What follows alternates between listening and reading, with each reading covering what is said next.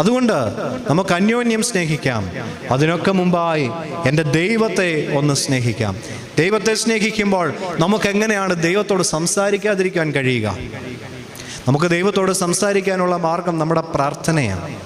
പ്രാർത്ഥനയിലൂടെയാണ് നമ്മൾ ദൈവത്തോട് നമ്മുടെ കാര്യങ്ങൾ പറയുക. പരിശുദ്ധ സഭ നമുക്ക് ക്രമീകൃതമായ പ്രാർത്ഥനകൾ നൽകിയിട്ടുണ്ട്. ആ പ്രാർത്ഥനകളുടെ ഓരോ വാക്കും വാചകവും നാം ഒന്ന് മനസ്സിലാക്കി പ്രാർത്ഥിക്കുമ്പോൾ എത്ര ശ്രേഷ്ഠമായ പ്രാർത്ഥനകളാണതെന്ന് നമുക്ക് തിരിച്ചറിയുവാനായിട്ട് കഴിയും.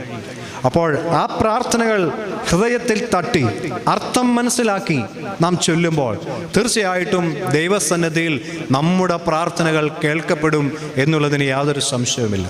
ഇനി നമ്മൾ പറയുന്നത് ദൈവം കേൾക്കുന്നുവെങ്കിൽ ദൈവത്തിന് പറയാനുള്ളത് നമുക്ക് കേൾക്കണ്ടേ? ദൈവത്തിന് പറയാനുള്ളത് നമുക്ക് കേൾക്കാനുള്ള മാർഗമാണ് തിരുവചനം. ഇവിടെ എന്നോടും നിങ്ങളോടും ദൈവത്തിന് പറയാനുള്ള കാര്യങ്ങളെല്ലാം